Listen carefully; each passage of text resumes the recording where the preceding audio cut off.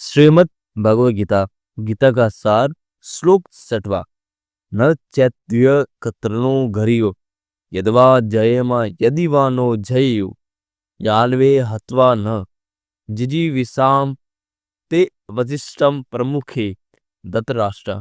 हम यह भी नहीं जानते कि हमारे लिए क्या श्रेष्ठ है, उनको जीतना या उनके द्वारा जीते जाना।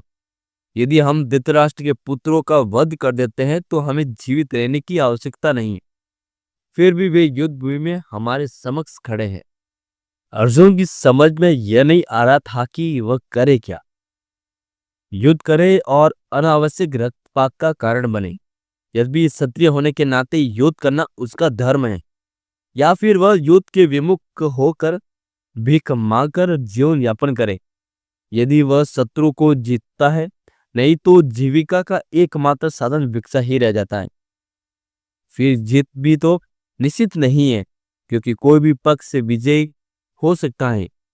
यदि उसकी विजय हो भी जाए, क्योंकि उसका पक्ष न्याय पर है, तो भी यदि धृतराष्ट्र के पुत्र मरते हैं तो उसके बिना यह रह पाना अत्यंत कठिन हो जाएगा।